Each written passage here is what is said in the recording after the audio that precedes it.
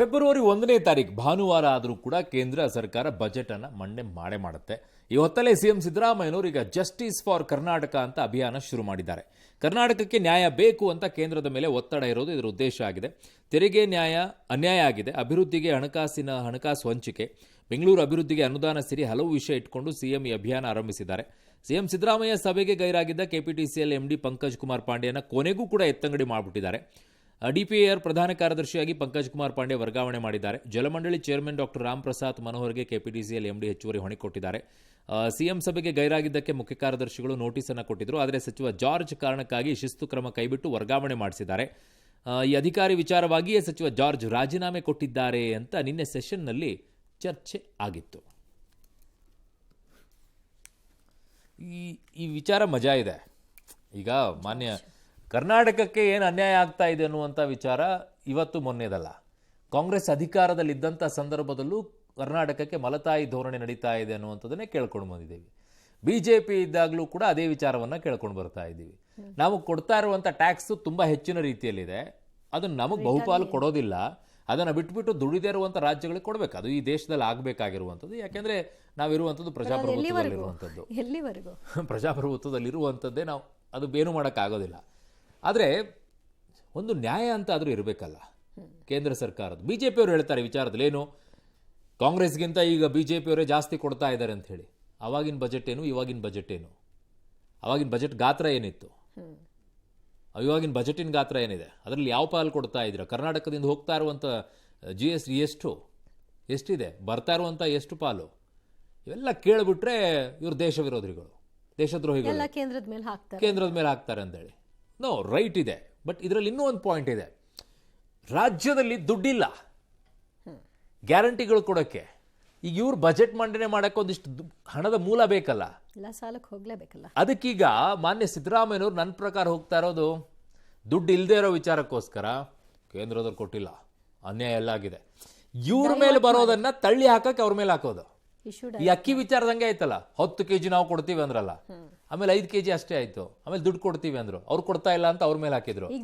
ಹೇಳಿದ್ದೀವ್ರು ಇದು ಹಾಗೆ. ಈಗ ನೋಡಿ ನೀವು, ದುಡ್ಡು ಅವ್ರು ಕೊಡ್ತಾ ಇಲ್ಲ, ಅದಕ್ಕೆ ಅಭಿವೃದ್ಧಿ ಆಗ್ತಾ ಇಲ್ಲ, ಅಲ್ಲಿ ಹಾಕಿ ಬಿಟ್ಬಿಡೋದು. ಒಳ್ಳೆ ಡ್ರಾಮಾ ಮಾಡ್ಕೊಂಡು ಓಡಾಡ್ತಾ ಇರಿ. ರಾಜ್ಯದ ಜನ ನಿಮಗೆ ಕೊಟ್ಟಿರುವಂಥ 5 ಗ್ಯಾರಂಟಿಗಳನ್ನು ತಗೊಂಡು ನೆಮ್ಮದಿಯಾಗಿದ್ದಾರೆ. ಅವರು ಹೇಳಿದ್ದಲ್ವಾ, ಚೆನ್ನಾಗಿದ್ದಾರೆ ಜನ, ಅಷ್ಟೇ. ಜನ ಡಿಸೈಡ್ ಮಾಡ್ತಾರೆ. ಇರೋದು ಭಾರತ ನೆಲದಲ್ಲಿ, ಆದರೂ ಕೆಲ ದೇಶದ್ರೋಹಿ ಕ್ರಿಮಿಗಳು ಶತ್ರು ರಾಷ್ಟ್ರಗಳ ಪರ ಘೋಷಣೆಯನ್ನ ಕೂಗುವ ಚಟವನ್ನ ರೂಢಿಸಿಕೊಂಡಿದ್ದಾರೆ. ಪರಿಷತ್ನಲ್ಲಿ ಬಿಜೆಪಿ ಸದಸ್ಯ ಡಿಎಸ್ ಅರುಣ್ ಕೇಳಿದ್ದ ಪ್ರಶ್ನೆಗೆ ರಾಜ್ಯದಲ್ಲಿ 2023ರಿಂದ 2026ರವರೆಗೆ 17 ಕೇಸ್ ದಾಖಲಾಗಿದೆ, ಆದರೆ ಶಿಕ್ಷೆಯಾಗಿಲ್ಲ. ಕೆಲ ಕೇಸ್ಗಳು ತನಿಖಾ ಹಂತದಲ್ಲಿದ್ದರೆ ಕೆಲ ಕೇಸ್ಗಳಲ್ಲಿ ಆರೋಪಿಗಳ ಸುಳಿವೇ ಇಲ್ಲ. ಈ ಬಗ್ಗೆ ಬಿಗ್ ಬುಲೆಟಿನ್ನಲ್ಲಿ ಪಬ್ಲಿಕ್ ಟಿವಿ ಬಿತ್ತರಿಸಿದಂತಹ ಎಕ್ಸ್ಕ್ಲೂಸಿವ್ ಸುದ್ದಿ ಸದ್ದು ಮಾಡಿದೆ. ಈ ಬಗ್ಗೆ ಸಮರ್ಥಿಸಿಕೊಂಡಿರುವಂತಹ ಗೃಹ ಸಚಿವ ಪರಮೇಶ್ವರ್, ಕೋರ್ಟ್ನಲ್ಲಿ ಕೆಲವೊಂದು ಕೇಸ್ಗಳು ವಿಚಾರಣೆ ಹಂತದಲ್ಲಿದೆ, ವಿಚಾರಣೆಯನ್ನ ಹೀಗೆ ಮಾಡಿ ಅಂತ ನಾವು ಹೇಳೋಕ್ ಸಾಧ್ಯ ಇಲ್ಲ ಅಂತ ಹೇಳಿದ್ರು. ಇನ್ನು ಸರ್ಕಾರದ ವಿರುದ್ಧ ಕಿಡಿಕಾರಿರೋ ಬಿಜೆಪಿ, ಕಾಂಗ್ರೆಸ್ ಸರ್ಕಾರ ತುಷ್ಟೀಕರಣ ರಾಜಕಾರಣದಲ್ಲಿ ತೊಡಗಿದೆ ಅಂತ ಆರೋಪಿಸಿತು. ಸದನದಲ್ಲೂ ಕೂಡ ಅದನ್ನು ಪ್ರಶ್ನೆ ತೆಗೆದಿದ್ದಾರೆ. ಈಗ ಅವೆಲ್ಲ ಕೇಸಸ್ಗಳು ನಡೀತಾ ಇದ್ದಾವೆ. ಈಗ ನಾವು ಕೋರ್ಟಿಗೆ ನಾವು ಹೀಗೆ ಮಾಡಬೇಕು, ನೀವು ಹಿಂಗೆ ಮುಗಿಸ್ಬೇಕು ಅಂತ ನಾವು ಹೇಳೋಕ್ಕಾಗೋದಿಲ್ಲ. ಮುಸ್ಲಿಮರ ಓಲೈಕೆ ಎಷ್ಟು ವರ್ಷಗಳ ಕಾಲ ಈ ಥರ ತುಷ್ಟೀಕರಣ ಮುಸ್ಲಿಮರ ಓಲೈಕೆ ಮಾಡ್ತೀರಾ? ಪ್ರತಿ ವರ್ಷನೂ ಜಾಸ್ತಿ ಆಗ್ತಾ ಇದೆ. ಒಬ್ಬರಿಗೆ ಕಳೆದ 3 ವರ್ಷದಿಂದ ಶಿಕ್ಷೆ ಆಗಿಲ್ಲ. ಹಾಗಾಗಿ ನಾನು ಇದರೊಳಗೆ ಕಾನೂನು, ಇದಕ್ಕೋಸ್ಕರನೇ ಕಾನೂನು ರಚನೆ ಮಾಡೋದಾದರೆ ಮಾಡಿ. ಈ ಥರದ್ದು ಸಂಖ್ಯೆ ಜಾಸ್ತಿ ಆಗ್ತಿರೋ ಕಾರಣ ಏನು ಅಂದರೆ ನೀವು ಶಿಕ್ಷೆ ಕೊಡಲ್ಲ. ಸರ್ಕಾರ ಇಮಿಡಿಯೇಟ್ ಆಗಿ ಆ್ಯಕ್ಷನ್ ತಗೋಬೇಕು. ಸಂಪೂರ್ಣವಾಗಿ ತುಷ್ಟೀಕರಣದ ರಾಜಕಾರಣ, ವೋಟ್ ಬ್ಯಾಂಕ್ ಅಂತೇಳಿ ಹೇಳಿ ನಮ್ಮ ಇಲ್ಲಿರುವಂಥ ಕಾಂಗ್ರೆಸ್ ಪಕ್ಷ ತಿಳ್ಕೊಂಡಿದೆ. ದೇಶ ಅಡುವಾಗಿ ಹೋಗಲಿ, ದೇಶ ಹಾಳ ಹೋಗಲಿ, ನನ್ನ ಅಧಿಕಾರ ಮುಖ್ಯ ಅನ್ನುವಂಥ ಒಂದು ಮಾನಸಿಕತೆ ಇವತ್ತು ಕಾಂಗ್ರೆಸ್ನವರಲ್ಲಿ ಇದೆ. ನೋಡಿ, ಇವತ್ತು ರಾಜ್ಯ ಸರ್ಕಾರನ ಅಲ್ಪಸಂಖ್ಯಾತರ ತುಷ್ಟೀಕರಣ ನೀತಿಯಲ್ಲಿ ತೊಡಗಿದಾಗ ಇನ್ನು ಮಾತಾಡ್ಲಾರ್ದನ ಅವ್ರಿಗೆ ನೋಟಿಸ್ ಕೊಡ್ತಕ್ಕಂಥ ಕೆಲಸವನ್ನ ರಾಜ್ಯ ಸರ್ಕಾರ ಒಂದ್ ಕಡೆ ಮಾಡ್ತಿದ್ರೆ, ಇದೇ ವಿಧಾನಸಭೆಯಲ್ಲಿ ಪಾಕಿಸ್ತಾನ ಜಿಂದಾಬಾದ್ ಘೋಷಣೆ ಕೂಗಿದವ್ರ ಮೇಲೆ ಕೇಸ್ ಹಾಕಿ ಇವತ್ತು ಅವ್ರ ಮೇಲೆ ಆಕ್ಷನ್ ಆಗಿ ಮುಗಿಸಬೇಕಾಗಿತ್ತು. ರಾಜ್ಯ ಸರ್ಕಾರದ ಒಂದು ಡೈರೆಕ್ಷನ್ ಮೇಲೆ ಹಂಗೆ ನಡೆಸ್ರಪ್ಪ ಅನ್ನುವಂಥ ವ್ಯವಸ್ಥೆಯಲ್ಲಿ ಇಲ್ಲಿ ಸರ್ಕಾರ ಹೊಂಟಿದೆ. ಅಲ್ಪಸಂಖ್ಯಾತರ ತುಷ್ಟೀಕರಣ ನಾವು ಮಾಡಬೇಕನ್ನೋದು ಅದರ ಭಾಗವಾಗಿ ಇದನ್ನು ಮಾಡುವಂಥ ಪ್ರಯತ್ನ ಆಗ್ತಾ ಇದೆ. ಇದು ನಮ್ಮ ಸಿದ್ದರಾಮಯ್ಯ ಸರ್ಕಾರ ಅವರಿಗೆ ದೇಶ ಮುಖ್ಯ ಇಲ್ಲ, ದೇಶದ ಹಿತದೃಷ್ಟಿ ಇಲ್ಲ, ಕೇವಲ ಮುಸ್ಲಿಂ ತುಷ್ಟೀಕರಣ ಬಿಟ್ಟರೆ ಈ ರೀತಿ ಒಂದು ಕೆಟ್ಟ ಪರಿಸ್ಥಿತಿ ಇವತ್ತು ರಾಜ್ಯದಲ್ಲಿ ನಿರ್ಮಾಣ ಆಗಿದೆ. ಏನು ಕೇಳಿದ್ರು ನಮ್ಮ ಗೃಹ ಮಂತ್ರಿಗೆ ಗೊತ್ತಿಲ್ಲ ಅನ್ನೋದು ಬಿಟ್ಟರೆ ಮತ್ತೇನು ಅವ್ರಿಗೆ ಗೊತ್ತಿಲ್ಲ. ಮುಸ್ಲಿಂ ಊಟದ ಸಲುವಾಗಿ ಈ ರೀತಿ ಒಂದು ಕೆಟ್ಟ ಪರಿಸ್ಥಿತಿ ನಿರ್ಮಾಣ ಆಗಿದೆ. ಕಾಂಗ್ರೆಸ್ ಆಕ್ಚುಲಿ ವಿಚಾರದಲ್ಲಿ ಕೆಟ್ಟ ಹೆಜ್ಜೆಯನ್ನು ಇಡ್ತಾ ಇದೆ. ಅಂದರೆ ಇದ್ರ ಮೂಲಕ ಏನು ಒಂದು ಸೆಟ್ ಮಾಡ್ತಾ ಇದ್ದಾರೆ ಇವರು, ನಾಳೆ ದಿನ ಹಿಂಗೆ ನೀವು ಹೇಳ್ಕೊಂಡು ಹೋಗ್ತಾರೆ, ನಾವೇನು ಆಕ್ಷನ್ ತಗೊಳ್ಳಲ್ಲ, ಭಯ ಎಲ್ಲಿಂದ ಬರುತ್ತೆ? ಏನು ಅಂತಂದ್ರೆ ಈ ತುಷ್ಟೀಕರಣ ವಿಚಾರದಲ್ಲಿ ನೀವು ಮುಸ್ಲಿಮರ ತುಷ್ಟೀಕರಣ ಮಾಡೋದು ಬೇರೆ, ಪಾಕಿಸ್ತಾನದ ಪರವಾಗಿ ಘೋಷಣೆ ಮಾಡುವಂಥವರ ಪರವಾಗಿ ನಿಂತ್ಕೊಳ್ಳುವಂಥದ್ದು ಬೇರೆ. ಮಾನ್ಯ ಗೃಹ ಮಂತ್ರಿಗಳು ಹೇಳ್ತಾರೆ ನಾವೇನು ಮಾಡೋಕ್ಕಾಗತ್ತೆ ಕೋರ್ಟ್, ಯಾಕೆ ಅಪೀಲ್ ಮಾಡಲ್ಲ ಫಾಸ್ಟ್ ಟ್ರ್ಯಾಕ್ ಕೋರ್ಟಿಗೆ? ಇವುಗಳನ್ನು ಸಾಲ್ವ್ ಮಾಡಬೇಕಾಗಿದೆ, ಇದು ದೇಶ ವಿರೋಧಿ ಚಟುವಟಿಕೆಗಳು ನಡೀತಾ ಇರುವಂಥದ್ದು, ಇದನ್ನು ಇಮಿಡಿಯೇಟ್ ಆಗಿ ಸಾಲ್ವ್ ಮಾಡಬೇಕಾಗಿದೆ, ಇಷ್ಟು ಕೇಸ್ಗಳಿದೆ, ಎಲ್ಲವೂ ಕೂಡ ಒಂದೇ ಕಡೆಗೆ ಒಂದೇ ಬೆಂಚ್ನಲ್ಲಿ ಫಾಸ್ಟ್ ಟ್ರ್ಯಾಕ್ ಕೋರ್ಟಲ್ಲಿ ಮುಗಿಸ್ಕೊಡಿ ಅಂತ ಅಪೀಲ್ ಮಾಡೋಕ್ಕೆ ಯಾಕಾಗೋದಿಲ್ಲ? ಬೇಕು ಅಂತ ಕಾಲಹರಣ ಮಾಡ್ಕೊಂಡು ಹೋಗ್ತೀರಾ? ನಾಳೆ ಇದನ್ನು ನೋಡ್ಕೊಂಡ್ಬಿಟ್ಟು ಅವತ್ತು ಅವರೇ ಕೂಗಿದ್ರಂತೆ, ಅವ್ರಿಗೆ ಏನಾಗಿಲ್ಲ, ನಾವೇನು ಕೂಗು, ಏನಾಗಬೇಕಾಗಿದೆ? ಸಮಾಜದಲ್ಲಿ ಬಹಳ ದೊಡ್ಡ ಮಟ್ಟದ ಕೆಟ್ಟದಾಗಿರುವಂತಹ ಸೆಟ್ಟನ್ನು ಮಾಡ್ತಾ ಇದ್ದೀರಾ ನೀವು. ಮುಸ್ಲಿಮರ ತುಷ್ಟೀಕರಣ ಮಾಡಿ, ಬೇಡ ಅನ್ನೋದಿಲ್ಲ, ನಿಮ್ಮ ವೋಟ್ ಬ್ಯಾಂಕ್ ಅವ್ರು ಇರೋದ್ರಿಂದ ಅವ್ರನ್ನ ನೋಡ್ಕೊಳ್ಳಿ, ಬಟ್ ಆ ಮೂಲಕವಾಗಿ ಇವರನ್ನ ನಾನು ನೋಡ್ಕೊಳ್ತೀನಿ, ಇವ್ರಿಗೇನು ಶಿಕ್ಷೆಯನ್ನು ಕೊಡಿಸದೇ ಇರುತ್ತಿಲ್ಲ ಮಾಡ್ಕೊಳ್ತೀನಿ, ಕಾಲಹರಣ ಮಾಡ್ಕೊಂಡು ಹೋಗ್ತೀನಿ ಅಂತಂದ್ರೆ ಬಹಳ ಕೆಟ್ಟದಾಗಿ ನಡ್ಕೊಳ್ತಾ ಇದ್ದೀರಾ. ಈ ದೇಶದ ವಿರೋಧಿಗಳಂತ ನೀವು ಕೂಡ ಅನಿಸ್ಕೊಳ್ಬೇಕಾಗತ್ತೆ, ದೇಶ ವಿರೋಧಿಗಳು ಅಂತಾನೆ ಅನಿಸ್ಕೊಳ್ಬೇಕಾಗತ್ತೆ. ಕಾರಣ ಇವ್ರಿಗೆ ಮೊದಲು ಆಗಬೇಕಾಗಿರೋದು, ಇಷ್ಟು ದಿನ ತಳ್ಳಬೇಕಾಗಿರ್ಲಿಲ್ಲ. ಆ ವಿಧಾನಸೌಧದಲ್ಲಿ ಆಗಿರೋದು FSLಗೆ ಹೋಗಿ ಬಂದು ಅಲ್ಲಿರುವಂಥ ಆಡಿಯೋದಲ್ಲೂ ಕೂಡ ಪ್ರೂವ್ ಆಯಿತು ಅನ್ನುವಂಥ ಮಾಹಿತಿ ಇದೆ. ಏನಾಯಿತು ಅನ್ನೋದು ಗೊತ್ತಾಗಲಿಲ್ಲ, ಅದ್ರ ಬಗ್ಗೆ ಯಾರು ಮಾತನಾಡೋದಿಲ್ಲ. ಚಾರ್ಜ್ ಶೀಟ್ ಹಾಕೋದೇ ವಿಳಂಬ ಮಾಡಿಬಿಡೋದು. ಮಾತಿದ್ರೆ ಗಾಂಧೀಜಿಯವ್ರ ವಿಚಾರಕ್ಕೆ ಹೋಗ್ತೀರಾ, ಯಾಕೆ? ಇದಲ್ವಾ ಇದು ದೇಶಭಕ್ತಿ ವಿಚಾರದಲ್ಲಿ ಇಂಥವ್ರಿಗೆ ಶಿಕ್ಷೆ ಕೊಡಿಸ್ಬೇಕು ಅನ್ನೋದಲ್ವಾ? ತೋರಿಸ್ರಿ, ನಮಗೂ ದೇಶಭಕ್ತಿ ಇದೆ ಇಂಥವ್ರಿಗೆ ನಾವು ಶಿಕ್ಷೆ ಕೊಡಿಸಿದೀವಿ ಅಂತೇಳಿ ಒಂದು ಚಾಲೆಂಜ್ ಆಗಿ ತೊಗೊಂಡು ಮಾಡಿ ನೋಡೋಣ ಕಾಂಗ್ರೆಸ್ನವ್ರಿಗೆ. ಅದನ್ನೂ ಏನೋ ಮಾಡ್ಕೊಂಡು ಹೋದವ್ರ ಗತೆ ಮಾಡ್ತೀರಪ್ಪ. ಜೀನಿ ಸ್ಲಿಮ್ ತಗೊಳಕ್ಕೆ ಸ್ಟಾರ್ಟ್ ಮಾಡಿದ್ನೋ ಅವಾಗ ಮಂತ್ಲಿ ಪೀರಿಯಡ್ಸ್ ಆಗ್ತಾ ಇದೀನಿ. PCOD ಪ್ರಾಬ್ಲಮ್ ನಾರ್ಮಲ್ ಆಗಿದೆ, ಥೈರಾಯ್ಡ್ ನಾರ್ಮಲ್ ಆಗಿದೆ. ಪೀರಿಯಡ್ಸ್ ಎಲ್ಲ 6 ಮಂತ್ ಆದ್ರೂ ಆಗ್ತಾ ಇದಿಲ್ಲ, ಇವಾಗ ರೆಗ್ಯುಲರ್ ಪೀರಿಯಡ್ಸ್ ಆಗ್ತಾ ಇದೆ. ಜೀನಿ ಸ್ಲಿಮ್ ನ ಯೂಸ್ ಮಾಡಿ 8 ತಿಂಗಳಲ್ಲಿ 55 kg ಸಣ್ಣ ಆಗಿದ್ದಾರೆ. ಜೀನಿ ಸ್ಲಿಮ್ ತಗೊಳ್ಳಿ, ಬೇಗ ಸಣ್ಣ ಆಗ್ತೀರಾ, ಫ್ಯಾಟ್ ಲಾಸ್ ಆಗ್ತದೆ. ಜೀನಿ ಸ್ಲಿಮ್ ನ ಯೂಸ್ ಮಾಡಿ 100% ಯಾವುದೇ ಸೈಡ್ ಎಫೆಕ್ಟ್ ಇಲ್ದಂಗೆ ಸಣ್ಣ ಆಗ್ತೀರಾ. ಇನ್ನು 17ನೇ ಬೆಂಗಳೂರು ಅಂತಾರಾಷ್ಟ್ರೀಯ ಚಲನಚಿತ್ರೋತ್ಸವ ಉದ್ಘಾಟನೆಯ ದಿನವೇ ವಿವಾದಕ್ಕೀಡಾಗಿದೆ. ಫಿಲ್ಮ್ ಫೆಸ್ಟಿವಲ್ನ ರಾಯಭಾರಿಯೂ ಆಗಿರುವಂಥ ನಟ ಪ್ರಕಾಶ್ ರಾಜ್ ವೇದಿಕೆಯಲ್ಲಿ ಮಾತಾಡ್ತಾ ಕೇಂದ್ರ ಸರ್ಕಾರ ಪ್ಯಾಲೆಸ್ತೀನ್ ಚಿತ್ರಗಳ ಪ್ರದರ್ಶನಕ್ಕೆ ಅವಕಾಶ ಕೊಟ್ಟಿಲ್ಲ, ಕರ್ನಾಟಕ ಸರ್ಕಾರ ಪ್ಯಾಲೆಸ್ತೀನ್ ಚಿತ್ರಗಳ ಪ್ರದರ್ಶನ ಮಾಡಬೇಕು. ಇತ್ತೀಚೆಗೆ ಕೇರಳ ಫಿಲ್ಮ್ ಫೆಸ್ಟಿವಲ್ನಲ್ಲಿ ಅಲ್ಲಿನ ಸರ್ಕಾರ ನಿಂತು ಪ್ಯಾಲೆಸ್ತೀನ್ ಸಿನಿಮಾಗಳ ಪ್ರದರ್ಶನಕ್ಕೆ ಅನುವು ಮಾಡಿಕೊಟ್ಟಿತ್ತು. ಅದೇ ಮಾದರಿಯಲ್ಲಿ ಕರ್ನಾಟಕದಲ್ಲೂ ಕೂಡ ಪ್ಯಾಲೆಸ್ತೀನ್ ಸಿನಿಮಾಗಳ ಪ್ರದರ್ಶನವಾಗುವಂತೆ ಸರ್ಕಾರ ನಿಲ್ಲಬೇಕು ಅಂತ ಒತ್ತಾಯಿಸಿದ್ದಾರೆ. ಪ್ರಕಾಶ್ ರಾಜ್ ಮಾತಿಗೆ ಶಿವಾಜಿನಗರದ ಕಾಂಗ್ರೆಸ್ ಶಾಸಕ ರಿಜ್ವಾನ್ ಅರ್ಷದ್ ಕೂಡ ಬೆಂಬಲ ಕೊಟ್ಟಿದ್ದಾರೆ. ಸಚಿವ ಸಂತೋಷ್ ಲಾಡ್ ಕೂಡ ಬೆಂಬಲ ಕೊಟ್ಟಿದ್ದಾರೆ. ಬಿಜೆಪಿ ಶಾಸಕರು ಈಗ ಅದಕ್ಕೆ ಕಿಡಿಕಾರಿದ್ದಾರೆ. ಈಗ ನಾವು ಬೆಂಗಳೂರಿನ ಚಲನಚಿತ್ರೋತ್ಸವಕ್ಕೆ ಬಂದಾಗ ಇದರಲ್ಲಿ ರಾಜಕೀಯ ಪ್ರವೇಶ ಮಾಡಿ ಪ್ಯಾಲೆಸ್ಟೇನಿಯನ್ ಸಿನಿಮಾಗಳನ್ನ ನಮ್ಮ ಕೇಂದ್ರ ಸರ್ಕಾರ ಪ್ರದರ್ಶನ ಮಾಡಕ್ಕೆ ಬಿಡ್ತಾ ಇಲ್ಲ. ಇದರ ಪ್ರತಿರೋಧ ನಾವು ಹೇಗೆ ಮಾಡಬೇಕು? ನಮ್ಮ ನೆಲಕ್ಕೆ ಇನ್ನೊಬ್ಬರ ಕಥೆಗಳನ್ನ ತರುವುದಕ್ಕೆ ಆಗೋದಿಲ್ಲ ಅನ್ನೋ ನಿರ್ಬಂಧವನ್ನು ನಾವು ಹೇಗೆ ಒಪ್ಕೊಳ್ಳಿಕ್ಕೆ ಸಾಧ್ಯ? ಇದನ್ನ ಮೊನ್ನೆ ಕೇರಳದ ಫೆಸ್ಟಿವಲ್ ನಲ್ಲೂ ಮಾಡಿದ್ರು, ಆದ್ರೆ ಅಲ್ಲಿಯ ಸರ್ಕಾರ ನಿಂತು ಆ ಪ್ರದರ್ಶನಗಳಿಗೆ ಅನುವು ಮಾಡಿಕೊಡು. ಬೆಂಗಳೂರಿನ ಚಲನಚಿತ್ರೋತ್ಸವದಲ್ಲಿ ಪ್ರತಿರೋಧಿಸಬೇಕು, ಪ್ರತಿಭಟಿಸಬೇಕು. ಪ್ಯಾಲೆಸ್ಟೀನಿಯನ್ ನೋವಿನ ಪದ್ಯವನ್ನು ಓದೋದರ ಮೂಲಕ ನನ್ನ ಪ್ರತಿರೋಧವನ್ನ ಹೇಳಲಿಕ್ಕೆ ನಾನು ಇಷ್ಟಪಡ್ತೇನೆ.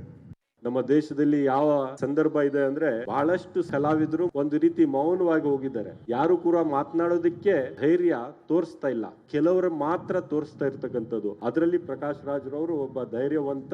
ಇಡೀ ದೇಶದಲ್ಲಿ ಅಂತ ರಾಜಕೀಯದ ವಿರುದ್ಧ ಧೈರ್ಯದಿಂದ ಎದ್ದು ನಿಂತ್ಕೊಂಡು ಮಾತನಾಡ್ತಾ ಇದಾರಲ್ಲ, ಅದರಲ್ಲಿ ನಮ್ಮ ಮುಖ್ಯಮಂತ್ರಿಗಳಾದಂತ ಸಿದ್ದರಾಮಯ್ಯನವರು. ಅದಕ್ಕೆ ಒಪ್ಬೇಕಾಗುತ್ತೆ, ಯಾಕಂದ್ರೆ ನಮ್ಗೆ ಇವತ್ತು ಬಾಲಿವುಡ್ ಮೂವೀಸ್ ಎಲ್ಲ ಕಡೆ ಸ್ಕ್ರೀನಿಂಗ್ ಆಗುತ್ತೆ. ವಾಜಪೇಯಿ ಸಾಹೇಬರು ಸದನದಲ್ಲಿ ಪ್ಯಾಲೆಸ್ತೈನ್ ಪರವಾಗಿ ಮಾತನಾಡಿರ್ತಕ್ಕಂಥ ನಿದರ್ಶನಗಳಿದ್ದಾವೆ. So by showing movie screening ಮಾಡೋದ್ರಿಂದ ದೇಶಕ್ಕೆ ತೊಂದರೆ ಆಗ್ತಕ್ಕಂಥದ್ದು ಏನು ಕಾರಣ? ಚಲನಚಿತ್ರೋತ್ಸವ ನಡೆದಿರ್ತಕ್ಕಂಥ ಸಂದರ್ಭದಲ್ಲಿ ಯಾವ ಚಿತ್ರಗಳನ್ನ ತೋರಿಸಬೇಕು ಅಂತಕ್ಕಂಥದನ್ನ ಆ ಸಂಬಂಧಪಟ್ಟಿರ್ತಕ್ಕಂಥ ಇಲಾಖೆಯವರು ನಿರ್ಧಾರವನ್ನು ಮಾಡ್ತಾರೆ. ಪ್ಯಾಲೆಸ್ತೈನಿ ಪಿಕ್ಚರ್ ಯಾಕೆ ನಾವು ಬ್ಯಾನ್ ಮಾಡ್ಬೇಕನ್ನುವಂಥದ್ದು ನಿರ್ಧಾರ ಮೇಗಿಂದ ಆಗಿರುತ್ತೆ. ಅವರಿಗೆ ವೇದಿಕೆಯಲ್ಲಿ CM ಹತ್ರ ಮಾತಾಡ್ಲಿಕ್ಕೆ ಒಂದು ಚಾನ್ಸ್ ಇದೆ ಅಂತ ಹೇಳಿ ಪ್ರೊಪಗಂಡ ಇರುವಂತ ಪಿಕ್ಚರ್ಗಳನ್ನ ಇಲ್ಲಿ ರಿಲೀಸ್ ಮಾಡಬೇಕು ಅನ್ನುವಂತ ಪ್ರಕಾಶ್ ರಾಜ್ ಅವರದ್ದೇ ಒಂದು ಹಿಡನ್ ಎಜೆಂಡಾ ಬೇರೆನೇ ಇರ್ತದೆ. ಆ ಎಜೆಂಡಾ ಅಲ್ಲ, ಅದಕ್ಕೆ ಅಂತಾನೆ ಒಂದು ಅಕಾಡೆಮಿ ಇರುತ್ತೆ, ಅಲ್ಲೊಂದು ಜೂರಿ ಇರ್ತಾರೆ, ಅವ್ರು ಸೆಲೆಕ್ಟ್ ಮಾಡ್ತಾರೆ. ಇಲ್ಲದೆ ಇರೋ ಕಿಡಿನ ಬಂದು ಹಚ್ಚೋದಿದೆಯಲ್ಲ, ಇದನ್ನೇ ಬಹುಶಃ ಅನ್ನೋದು. Whatever is wise mister whatever, ಏನಾದರೂ ಕರ್ಕೊಳ್ಳಿ ಅವ್ರನ್ನ. ನೀವು ಎಡಪಂಥೀರವ್ರು ಕರ್ಕೊಳ್ಳಿ, ಕಮ್ಯುನಿಸ್ಟ್ ಆದ್ರೂ ಕರ್ಕೊಳ್ಳಿ, ಇಲ್ಲ ಕಿಡಿ ಹಚ್ಚೋರ್ನಾದ್ರೂ ಕರ್ಕೊಳ್ಳಿ, ಏನಾದರೂ ಕರ್ಕೊಳ್ಳಿ, ಮಾಡೋಕ್ಕೆ ಕೆಲಸ ಇಲ್ಲ ಇಪ್ಪಂಗೆ. ಅಥವಾ ಇತ್ತೀಚೆಗೆ ಏನೋ ಫಿಲ್ಮ್ಗಳು ಇಲ್ವೇನೋ ಅನ್ಸುತ್ತೆ. ಮೋಸ್ಟ್ಲಿ ಎಲ್ಲೋ ಬಂದು ಕೂಡ ಏನೋ ಮಾಡ್ಕೊಂಡು ಒಂದು ಪ್ರಚಾರ ತಗೊಳ್ಬೇಕು ಅನ್ನೋದು. ಈ ವ್ಯಕ್ತಿ ಮಾತನಾಡಬೇಕಾಗಿದ್ದಿದ್ರೆ ಕೇರಳ ಎಕ್ಸಾಂಪಲ್ ತಗೊಳ್ತಾರಲ್ಲ, ಕೇರಳ ಫೈಲ್ಸನ್ನು ಕೇರಳದಲ್ಲಿ ಯಾಕೆ ಪ್ರಸಾರ ಮಾಡಲಿಲ್ಲ? ಕೇರಳ ಫೈಲ್ಸನ್ನು ತೋರಿಸ್ಬೇಕಾಗಿತ್ತು. ಕಾಶ್ಮೀರಿ ಫೈಲ್ಸಲ್ಲಿ ಈ ವ್ಯಕ್ತಿ ಯಾಕೆ ಮಾತನಾಡಲಿಲ್ಲ? ಬಾಂಗ್ಲಾದಲ್ಲಿ ಹಿಂದೂಗಳ ನರಮೇಧ ಆಗ್ತಾ ಇದೆ, ಯಾಕೆ ಮಾತನಾಡೋದಿಲ್ಲ ವ್ಯಕ್ತಿ? ಪಾಕಿಸ್ತಾನದಲ್ಲಿ ಹಿಂದೂಗಳು 14% ಇದ್ದವರು 2%ಗೆ ಬಂದರೆ ಯಾಕೆ ಮಾತನಾಡೋದಿಲ್ಲ? ಬೇಡ, ನಮ್ಮ ದೇಶದ ವಿಚಾರದಲ್ಲೇನೇ ಆಗಲಿ. ಬಾಂಗ್ಲಾದಲ್ಲಿರುವಂಥ ವಲಸಿಗರು ಬಂದು ಇಲ್ಲಿ ಕೂತ್ಕೊಂಡ್ಬಿಟ್ಟು ಇಲ್ಲಿರೋರು ಜನರದ್ದು ಬದುಕನ್ನು ಕಿತ್ಕೊಳ್ತಾ ಇದ್ದಾರಲ್ಲ, ಆ ವಿಚಾರದಲ್ಲಿ ಯಾಕೆ ಮಾತನಾಡೋದಿಲ್ಲಂತೆ? ಯಾಕೆ ಸೆಲೆಕ್ಟಿವ್ ಆಗಿ ಕೆಲವೊಂದಿಷ್ಟು ಮಾತ್ರ ಯಾಕೆ ಮಾತಾಡೋದು? ಕೇರಳ ಎಕ್ಸಾಂಪಲ್ ತಗೊಂಡಿದ್ದಕ್ಕೆ ಕೇರಳದ ಹೇಳ್ತೇನೆ. ಕೇರಳ ಫೈಲ್ಸ್ ವಿಚಾರದಲ್ಲಿ ಮಾತನಾಡಬೇಕಾಗಿತ್ತು. ಏನಾಯಿತು? ಕೇರಳ ಫೈಲ್ಸು ತೋರಿಸ್ಬೇಕಾಗಿತ್ತು. ಸತ್ಯವಾಗಿರುವಂಥ ಘಟನೆ ಅಲ್ವಾ? ಎಲ್ಲೋ ಇರುವಂಥ ಪ್ಯಾಲೆಸ್ತೀನ್ ವಿಚಾರದಲ್ಲಿ ನಿಮಗೆ ಮಾತನಾಡ್ತೀನಿ ಅನ್ನೋದಾದರೆ ನಾವು ಅಕ್ಕಪಕ್ಕದಲ್ಲಿರುವಂಥ ನೆರೆ ರಾಷ್ಟ್ರಗಳ ವಿಚಾರದಲ್ಲೂ ಮಾತನಾಡಬೇಕಲ್ವಾ? ಬಾಂಗ್ಲಾ ಪಾಕಿಸ್ತಾನದಲ್ಲಿರುವಂಥ ಹಿಂದೂಗಳ ವಿಚಾರದಲ್ಲಿ ಮಾತನಾಡಬೇಕಲ್ಲ. ಕೇರಳದಲ್ಲಿ ಕೇರಳ ಫೈಲ್ಸನ್ನು ಹಾಕಿಸಿ ನೋಡೋಣ ನಿಮ್ಮ ಹತ್ರ. ಅಷ್ಟೇ ಈ ಪವರ್ ಇದ್ರೆ ಕೇರಳದಲ್ಲಿ ನಿಂತ್ಕೊಂಡ್ಬಿಟ್ಟು ಕೇರಳ ಫೈಲ್ಸನ್ನು ನಾವು ಪ್ರಸಾರ ಮಾಡ್ತೀವಿ ಅಂತ ಕೇರಳದಲ್ಲಿ ಹೋಗಿ ನಿಂತ್ಕೊಂಡು ಮಾತನಾಡಿ. ಇಲ್ಲಿ ಯಾರು ಹೇಳೋರು ಕೇಳೋರು ಇಲ್ವಲ್ಲ ನಿಮಗೆ. ಎಲ್ಲ ಏನೇ ಅಂದ್ರೂ ಜೈ ಜೈ ಅನ್ಕೊಂಡು ಹಿಂದೆ ಓ ಅಂತ ಬರ್ತಾರಲ್ಲ ನಿಮ್ಮ ಹಿಂದೆ, ಅದರ ಪರಿಸ್ಥಿತಿಗಳಿದು. ಬಳ್ಳಾರಿ ಫೈರಿಂಗ್ ಮತ್ತು ಬ್ಯಾನರ್ ಗಲಾಟೆ ಸಂಬಂಧಿತವಾಗಿ ವಿಧಾನಸಭೆಯಲ್ಲಿ ಶಾಸಕರಾದ ಬಿ ನಾಗೇಂದ್ರ ಹಾಗೂ ಜನಾರ್ದನ ರೆಡ್ಡಿ ನಡುವೆ ವಾಕ್ಸಮರ ಏರ್ಪಡಿತು. ಬಳ್ಳಾರಿ ಗಲಾಟೆಗೆ ನಾರಾ ಭರತ್ ರೆಡ್ಡಿ ಕಾರಣ. ಪ್ರಕರಣವನ್ನು ಸಿಬಿಐ ತನಿಖೆಗೆ ಒಪ್ಪಿಸಬೇಕು ಅಂತ ರೆಡ್ಡಿ ಕೋರಿದ್ರು. ಇನ್ನು ಇದಕ್ಕೆ ನಾಗೇಂದ್ರ ಕೂಡ ತಿರುಗೇಟ್ ಕೊಟ್ಟರು. ರಾಜ್ಯದಲ್ಲಿ ಮುಂದೆ ನಮ್ಮ ಬಿಜೆಪಿ ಸರ್ಕಾರ ಬರುತ್ತೆ ಅಂತ ಜನಾರ್ದನ ರೆಡ್ಡಿ ಹೇಳಿದ್ದ ವಿಚಾರಕ್ಕೂ ಕೂಡ ಒಂದಷ್ಟು ಕಿಡಿ ಹೊತ್ಕೊಳ್ತು. ಸದಸ್ಯರು ನಿನ್ನೆ ಎಲ್ಲಾ ವಿಚಾರಗಳನ್ನ ಕೂಡ ಬಹಳಷ್ಟು ಅಚ್ಚುಕಟ್ಟಾಗಿ ಹೇಳಿದ್ರು. ಅದರಲ್ಲಿ ಕೆಲವು ವಿಚಾರಗಳನ್ನು ಕೂಡ ಇಲ್ಲದೆ ವಿಚಾರಗಳನ್ನು ಕೂಡ ಅವರು ಹೇಳ್ಕೊಂಡು ಬರ್ತಾರೆ. ಇದರಲ್ಲಿ ತಪ್ಪು ಒಪ್ಪು ಅನ್ನುವಂಥದ್ದನ್ನ ತನಿಖೆ ಮೂಲಕ ಬಂದೇ ಬರುತ್ತೆ. ತನಿಖೆಯಲ್ಲಿ ಯಾರು ತಪ್ಪು ಮಾಡಿದರೆ ಅವ್ರ ಶಿಕ್ಷೆಗೆ 100ಕ್ಕೆ 100ರಷ್ಟು ಹಾಗೆ ಆಗ್ಬೇಕಂತ ಶ್ರೀರಾಮುಲು ವಾಲ್ಮೀಕಿ ನಾಯಕ ಕರ್ನಾಟಕ ರಾಜ್ಯದಲ್ಲಿ ಶ್ರೀರಾಮುಲು ಮುಂದೆ ನಿನ್ನ ಜೀವನದಲ್ಲಿ 100 ಜನ್ಮ ಎತ್ತಿದ್ರು. ಇಬ್ರು ವಿರೋಧ ಪಕ್ಷದಲ್ಲಿರುವಂಥವ್ರು, ಆಡಳಿತ ಪಕ್ಷದಲ್ಲಿರುವಂಥವ್ರು. ಬಳ್ಳಾರಿ ಏನಾಗಿದೆ? ಧೂಳು ಹಿಡಿದು ಹೋಗಿದೆ. ಅಲ್ಲಿ ಏನಾಗಿಲ್ಲ ಏನಿಲ್ಲ ಮಾತಾಡಿ ಅಂತಂದ್ರೆ ಕೂತ್ಕೊಂಡ್ಬಿಟ್ಟು ನಿಮ್ ಜಗಳ ಮಾಡ್ಕೊಂಡು ಕೂತ್ಕೊಂಡಿದ್ದೀರಾ. ಹೊರಗೂ ಇದೆ ಒಳಗೂ ಇದೆ. ಅಸಹ್ಯ ಅನಿಸಲ್ವಾ ನಿಮಗೆ? ಈಗಲೂ ಕೂಡ ಬಳ್ಳಾರಿ ಯಾವ ಪರಿಸ್ಥಿತಿಯಲ್ಲಿ ಇದೆ ಅಂತೇಳಿ ಎಲ್ಲ ಬಿಟ್ಟೆ ನಿಂತ್ಕೊಂಡು ಬಿಟ್ಟಿದ್ದೀರಾ ಅಂತ. ಬರೀ ಅಲ್ಲಿ ಎತ್ತಿದ್ರೆ ನಾಗೇಂದ್ರ, ಭರತ್ ರೆಡ್ಡಿ, ಜನಾರ್ದನ್ ರೆಡ್ಡಿ, ಈ ಕಡೆಗೆ ರಾಮುಲು, ಇಷ್ಟೇನಾ ನಿಮ್ದು ಬಳ್ಳಾರಿ ಅಂದ್ರೆ? ಬೇರೆದವ್ರು ಯಾರು ಇಲ್ವೇ ಇಲ್ವಾ? ಬಳ್ಳಾರಿ ಅಭಿವೃದ್ಧಿ ಮಾಡ್ರಿ, ಅದ್ರ ಬಗ್ಗೆ ಮಾತಾಡಿ. ನಿಮ್ಮ ಜಿಲ್ಲೆ ಏನಾಗಿದೆ ಅಂತ ಅಲ್ಲಿ ಜನನೂ ಕೇಳಲ್ಲ ಇವರನ್ನ.